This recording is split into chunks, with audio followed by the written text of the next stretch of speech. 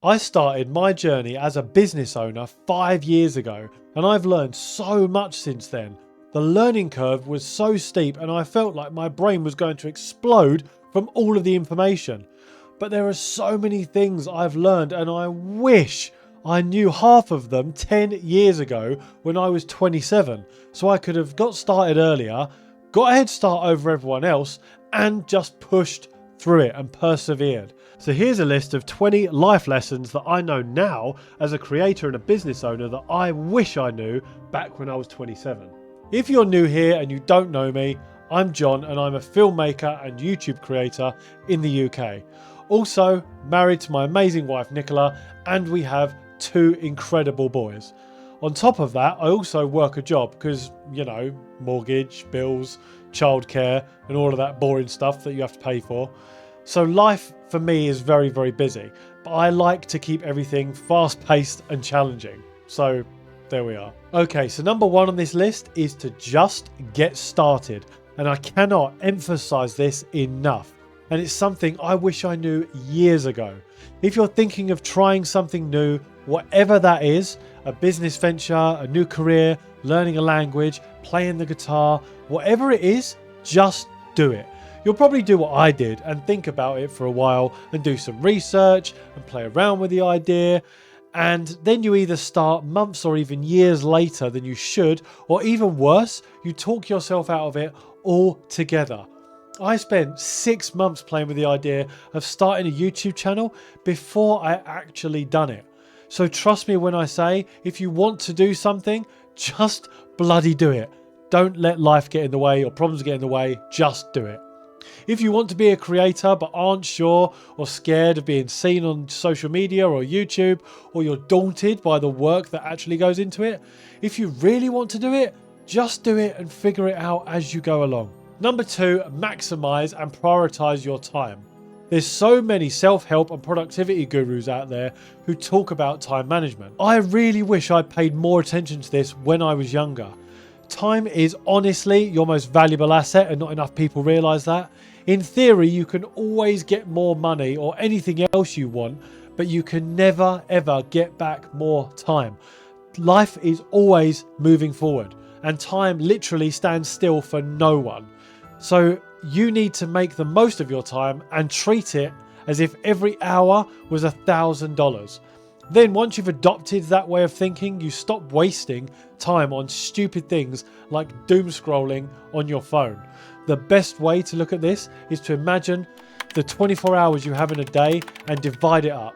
So let's, for example, say you take away 7 hours of sleep.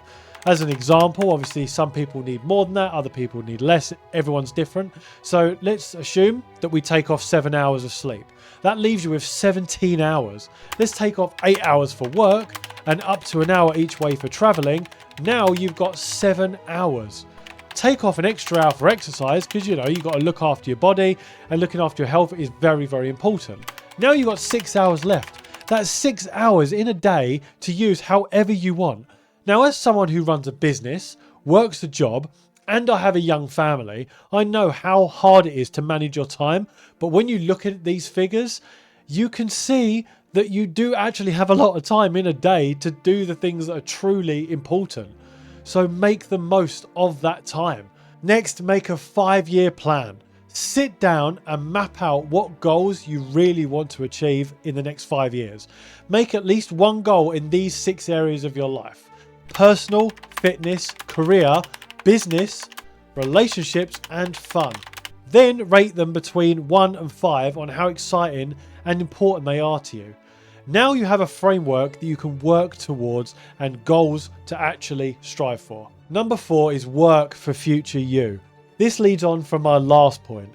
If I'd have started my filmmaking and YouTube business at the age of 27 and worked for John at 32, I'd have established a business before my kids were born, and I could have done all of the hard work before they were even here, instead of trying to juggle everything and getting dad guilt all the time where I feel like I'm not spending as much time with them as I should be. Now that you've mapped out your goals for the next 5 years, just start working for yourself in the future. And just think of how grateful future you will be for you being so determined and doing everything that you wanted to do. Then once you become your future self 5 years down the line, guess what?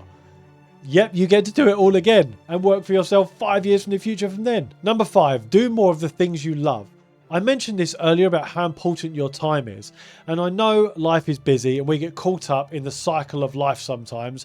You go to work, spend half of your day there, come home tired, so just decide to chill out for the rest of the evening and repeat that process every single day until the weekend, when you might make some plans to do something, or you might put it off because you're too tired, you can't be bothered, and you decide it's not worth it. Just start grabbing life by the horns and doing more fun things. Go to concerts, shows, events, travel and visit somewhere you've always wanted to go to. Whatever it is you enjoy, do more of that. And just make some more space for it in your life. Number 6 is learn from everyone. Anyone you speak to can teach you something. We tend to get caught up with our own ego sometimes and become defensive when we receive any form of criticism. Yes, of course, there's trolls out there that just want to make life difficult for you, make you feel bad and bring you down. But honestly, a lot of the time, people just want to help you and give you some feedback and help. Take it all on board and let it help you improve, and just put your ego out the window. Number 7, business is a long game.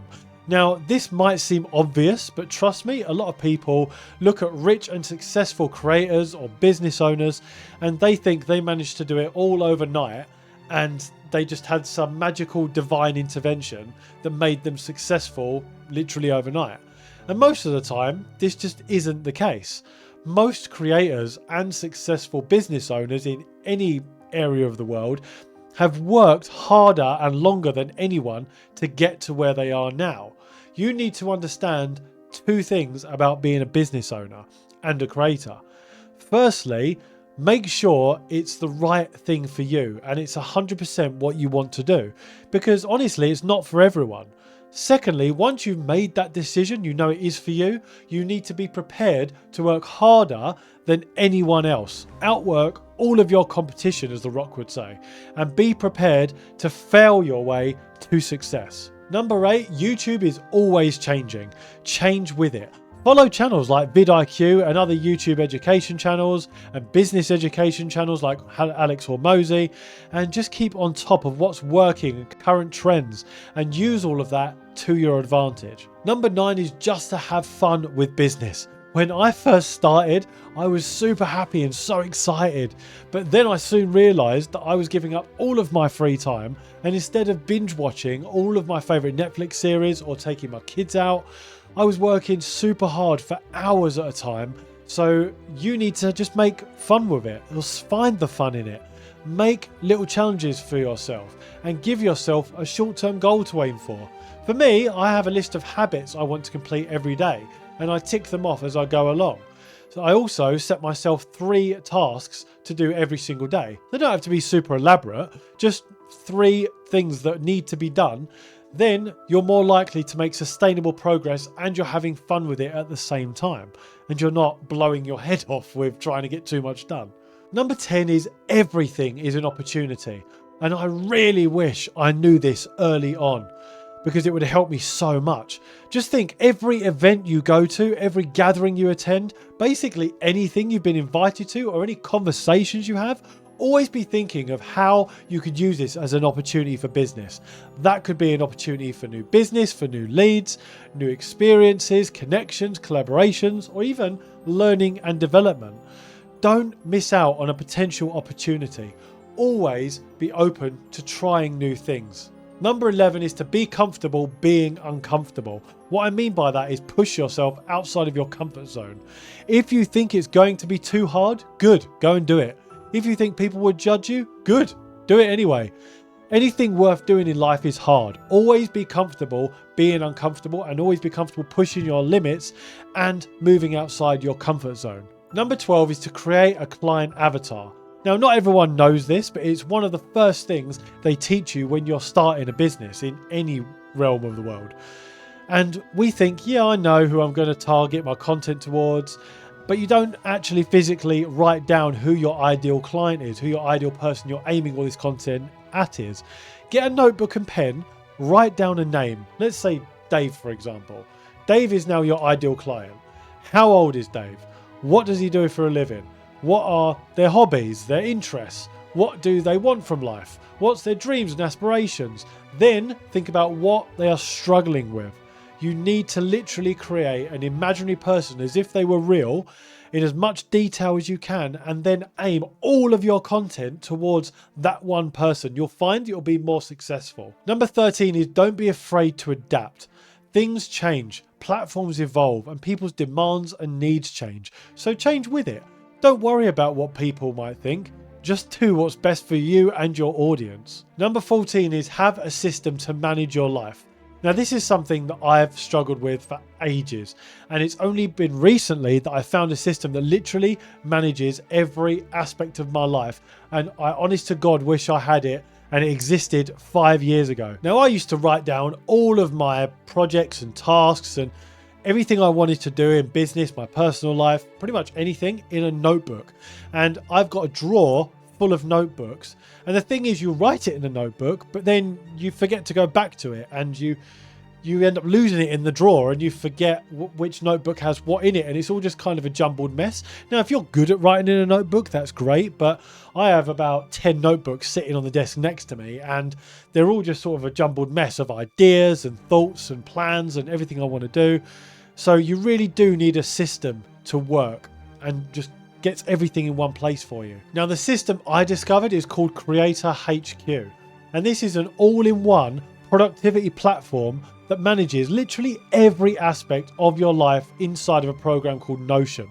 It helps you manage your daily habits, your goals, your tasks, your content planning, your research, thumbnails, script writing, managing sponsorships, projects, and it's a journal as well.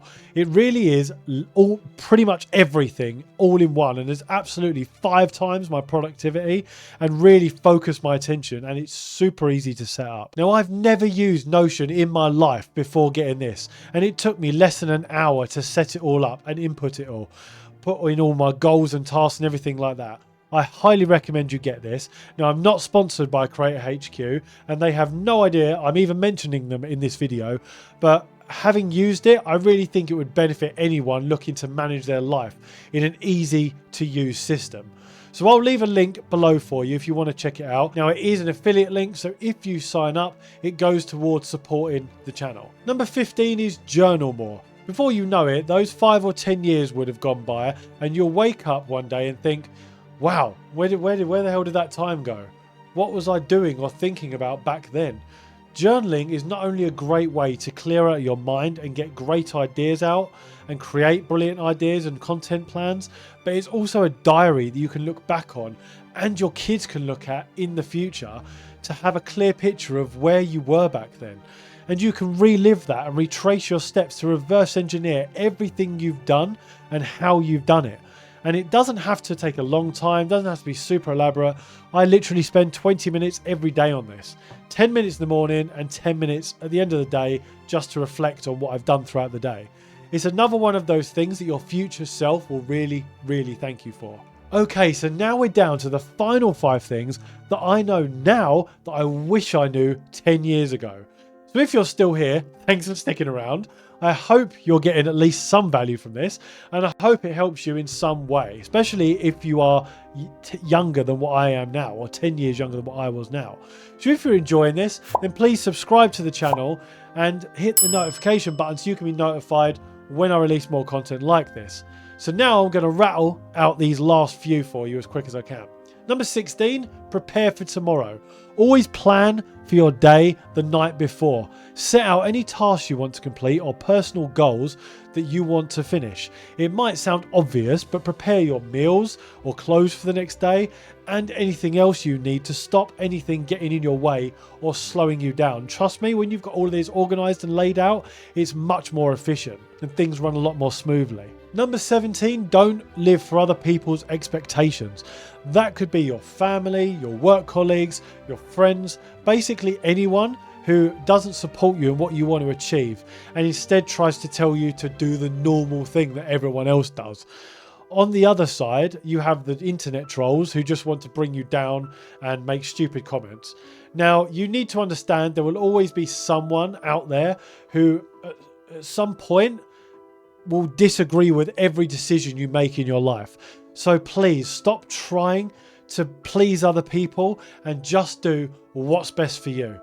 Now, for your friends and family might come from a place of love and support, but ultimately they just don't understand what it is you're trying to achieve. So stop trying to work for other people's expectations and just do what's right for you. And now the last 3. Number 18, brew your own coffee. It's much better, and if you're going to drink coffee, you might as well have the good stuff. Number 19, kids grow up way too fast, so cherish every single moment. I don't want my kids to age anymore. And finally, when it comes to building an audience on YouTube, growing to your first 1,000 subscribers is by far the hardest part. But the journey is fun, and you'll never learn more than you do in those first few years as a creator or an entrepreneur. And it's so good and so rewarding. Everything around filmmaking, content creation, the algorithm, running a business, and trying to balance everything like I do, family, work, and all that kind of stuff. It's all one big learning curve. But I would definitely do it all again because it's amazing and I honestly enjoy every part of it, even when it's really, really hard and difficult. So if you want to grow a business and skip all of the mistakes I've made, then click the link below to join the waitlist for a brand new program I'm building for new creators and small businesses that want to scale and grow their business to new levels. And thank you for being part of my journey to my first 1,000 subscribers and over the last 5 years. So let's keep growing this awesome community together and to the next 1,000 or 10,000 or 100,000 subscribers. Thanks for watching, everyone.